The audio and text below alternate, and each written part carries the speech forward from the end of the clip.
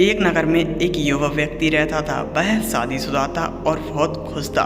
वह ईमानदारी से अपना काम करता, मेहनत करता और इतना पैसा कमा लेता कि वह अपनी और अपने परिवार की ज़रूरतों की पूर्ति कर लेता। लेकिन वह केवल अपने लिए ही सारे काम करता। अपने जीवन में उसने कभी किसी की मदद नहीं की थी, कभी किसी पर दया नहीं की थी, कभी किसी के लिए कोई दान नहीं दिया था। एक दिन वह युवा अपना काम खत्म करके घर वापस आ रहा था। तभी रास्ते में उसने एक ज्ञानी साधु को देखा जो अपना प्रवचन दे रहे थे, दान की महिमा बता रहे थे। वह ज्ञानी साधु बता रहे थे कि दान देने से हमारे पुण्य में वृद्धि होती है, जिससे हमारे दुख दूर हो जाते हैं और हमारे परिवार में खुशहाली आती है। दान देने से इस लोक में तो हम सुख भोगते ही हैं, पर लोक में भी हमें स्वर्ग की प्राप्ति होती है। दया करने वाले और दान देने वाले व्यक्ति को ईश्वर के हृदय में जगह मिलती है। लेकिन याद रहे, दान गुप्त होना चाहिए, किसी को इसका पता ना चले। इन सभी बातों को सुनकर उस व्यक्ति का मन विचलित हो गया। उसने सोचा, अपने इस जीवन में मैंने कभी किसी की मदद नहीं की, कभी किसी को कोई दान नहीं दिया। अभी इस जीवन में मुझे कोई दुख नहीं है, लेकिन मरने के पश्चात मेरा क्या होगा? मुझे भी दान करना चाहिए, लोगों की मदद करनी चाहिए। वह घर गया और अगली सुबह इसका इंतजार करने लगा। वह जल्दी से जल्दी लोगों की मदद करना चाहता था, दान करना चाहता था। वह काम करने के लिए घर से निकला। रास्ते में वह देखता जा रहा था कि वह किस किस की मदद कर सकता है, किस किस को दान दे सकता है। तभी उसने एक भिखारी को देखा और भिखारी के बिना कुछ मांगे उसने भिखारी को धन दे दिया। धन पाकर भिखारी बहुत खुश हो गया। उसने कहा, खुश रहो, तुम्हारा कल्याण हो। यह सुनकर वह व्यक्ति भीतर से बहुत खुश हुआ और उसका पूरा दिन बहुत खुशी से गुजरा। ऐसा एहसास उसने आज से पहले कभी नहीं किया था अपने जीवन में। दोस्तों, वह व्यक्ति उस व्यक्ति को दान देकर ऐसा सोच रहा था कि वह अब अपने जीवन में बहुत खुश है। अगले दिन वह फिर से अपने घर से निकलता है और फिर से वह उसी भिखारी को देखता है। उसने उस भिखारी को देखा और उसको कुछ पैसे दे दिए। तभी उसके पीछे से एक और भिखारी आया और उसने उस व्यक्ति से भोजन करने के लिए कुछ धन मांगा। उस व्यक्ति ने उस भिखारी को कुछ धन दे दिया। दोनों भिखारियों ने उस व्यक्ति को आशीर्वाद दिया, बहुत बहुत खुश रहो तुम अपने जीवन में। अब उसे लगने लगा कि उसका यह जीवन और उसका परलोक का जीवन सुधर रहा है। अब रोज ऐसा ही होने लगा उसके जीवन में। भिखारियों की संख्या उसके पास बढ़ने लगी। 1 2, 2 से 3, 3 से 5, ऐसे ही करते करते अनेकों भिखारी उसका इंतजार करने लगे और वह हर किसी को धन बांटता और तभी उसे आशीर्वाद देते वह भिखारी। धीरे धीरे लोगों को पता चलने लगा कि वह व्यक्ति बड़ा ही दानी है और इसके पास बहुत पैसा है। कुछ लोग जो उसके आसपास काम करते थे वह उससे उधार मांगने लगे। वह उन पर दया करके धन उन्हें देने लगा, लेकिन अब उसके घर में दिक्कत होने लगी थी। वह जो काम कर रहा था उसके लिए उसका धन कम पड़ रहा था, घर के खर्चे पूरे नहीं हो रहे थे। उसकी पत्नी उससे पूछती कि तुम्हारे पैसे कहाँ जा रहे हैं? तुम अपने जीवन में बदल रहे हो, तुम्हें हमारी जरा भी फिक्र नहीं रही है अब अपने जीवन में, कहीं तुम किसी और के चक्कर में तो नहीं हो?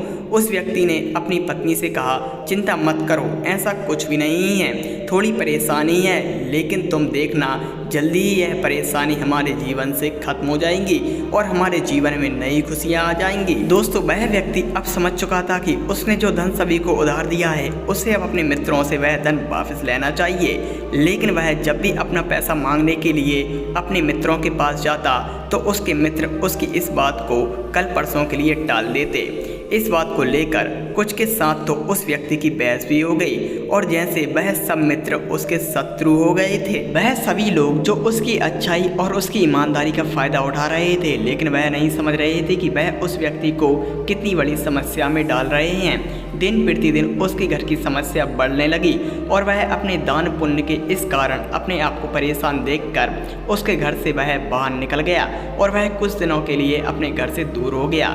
वह एक दिन निराशा के साथ रास्ते पर अपने आप को कोसते हुए जा रहा था।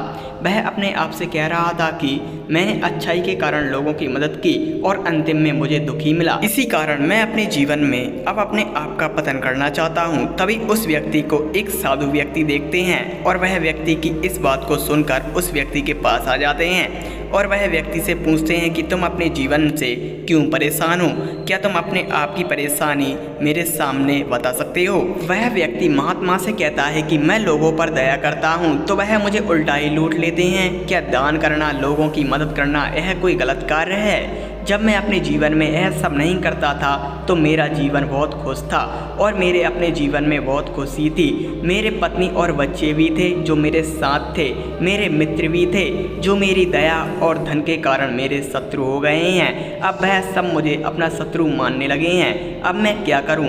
कभी तो मन में आता है कि आत्महत्या ही कर लूं। लेकिन वह बौद्ध भिक्षु उस व्यक्ति से कहते हैं कि तुमने दान और दया को समझने में गलती की है, तुमने इसे ठीक से समझा नहीं है। दान और दया कुछ पाने के लिए नहीं की जाती है, यह तो अपने मन की भावना होती है जो खुद के अंदर से ही उत्पन्न होती है। मेरे साथ चलो, मैं तुम्हें कुछ सिखाना चाहता हूँ। भिक्षु ने एक छोटा सा पत्थर उस व्यक्ति के हाथ में दिया और उसे कहा, इस पत्थर को ध्यान से रखना, यह पत्थर बहुत कीमती है, जब तक मैं ना कहूँ इसे धरती पर मत रखना। वह व्यक्ति बुद्ध की इस बात को सुनकर वह पत्थर हाथ में लेकर बुद्ध के पीछे चल पड़ता है। वह बुद्ध के साथ 1 मील चलता है और बुद्ध ने फिर उसके हाथ से वह पत्थर लेकर फेंक दिया। वह व्यक्ति फिर बुद्ध के साथ 1 मील चलता है और फिर से बुद्ध उस व्यक्ति के हाथ से वह पत्थर लेकर फेंक देते हैं और उस व्यक्ति के हाथ में एक बड़ा पत्थर और दे देते हैं। इसी तरह व्यक्ति के हाथों में बोझ बढ़ता जा रहा था और वह समझ नहीं पा रहा था कि उसके साथ क्या चल रहा है। फिर उस व्यक्ति ने भिक्षु से कहा, आप करना क्या चाहते हैं? मुझे कुछ समझ नहीं आ रहा है। बार बार एक बड़ा पत्थर आप मेरे हाथ में दे देते हैं और पत्थर बहुत भारी होता है तो आप उसे फेंकने के लिए कह देते हैं। मुझे इसे लेकर चला नहीं जा रहा है, क्या मैं इसे नीचे रख दूं? बौद्ध भिक्षु ने कहा, बस थोड़ी दूर और फिर तुम्हें इसे फेंक देना होगा। थोड़ी दूर जाकर भिक्षु ने कहा, इस पत्थर को फेंक दो। व्यक्ति ने पत्थर को फेंक दिया और बड़ी राहत की सांस ली। भिक्षु ने कहा, वह सामने देखो, एक और इससे भी बड़ा पत्थर है, इसे उठाकर चलो। उस पत्थर को देखते ही व्यक्ति ने भिक्षु के चरणों में गिरकर कहा, महाराज, मैं समझ नहीं पा रहा हूँ कि आप मेरे साथ करना क्या चाहते हैं। जिस पत्थर को उठाने के लिए आप कह रहे हैं वह पत्थर तो 10 व्यक्ति मिलकर भी नहीं उठा सकते हैं, फिर मैं इस पत्थर को कैसे अकेला उठा सकता हूँ? आप मुझे बताइए कि आप मेरे साथ करना क्या चाहते हैं। बौद्ध भिक्षु ने व्यक्ति से कहा, मैं तुम्हें यही समझाने की कोशिश कर रहा हूँ, हमें हर कार्य अपने सामर्थ्य के अनुसार करना चाहिए जिससे हम बिना लड़खड़ाए, बिना डगमगाए धैर्य के साथ अपने मार्ग पर चल सकें। किसी भी व्यक्ति को अपने जीवन में दान और दया अपने सामर्थ्य के अनुसार ही करना चाहिए, वरना तुम अपने जीवन में ज़्यादा आगे तक नहीं जा पाओगे, लड़खड़ा कर गिर जाओगे। फिर तुम्हें ही किसी और को दान देने के लिए नहीं बल्कि तुम पर ही किसी और को दया करने की आवश्यकता पड़ सकती है। इसीलिए अपने जीवन में अपने सामर्थ्य के अनुसार कार्य करें। वह व्यक्ति बौद्ध भिक्षु की यह बात समझ चुका था और बौद्ध भिक्षु भी उस व्यक्ति को बहुत दिनों से यही बात समझाना चाह रहे थे। दोस्तों, इस कहानी से हमें सीखना चाहिए कि हमारा जितना सामर्थ्य हो हमें उसी के प्रकार अपने जीवन में कोई भी कार्य करना चाहिए। अगर हम उसे बढ़ा चढ़ा कर करेंगे और हमारा सामर्थ्य उतना नहीं है तो हम भी किसी न किसी कारण लड़खड़ा कर गिर जाएंगे और अपनी मंजिल तक नहीं पहुंच पाएंगे। इसीलिए दोस्तों, अगर आप भी अपने जीवन में कोई लक्ष्य लेकर चल रहे हैं और आप भी किसी व्यक्ति के ऊपर दया करते हैं और अपने जीवन में दान पुण्य करना चाहते हैं तो सबसे पहले अपने जीवन में आय के साधन खोजें, क्योंकि आज के युग में बिना धन के न दान दिया जा सकता है न कोई धर्म किया जा सकता है। इसीलिए अपने सामर्थ्य के साथ अपने जीवन के लक्ष्य पर कार्य करें और अपने जीवन के किसी भी लक्ष्य में दृढ़ निश्चय के साथ और संघर्ष के साथ महान सफलता पाएं। दोस्तों, अगर यह कहानी आपको अच्छी लगी हो तो कमेंट में मुझे अपनी राय अवश्य लिखें।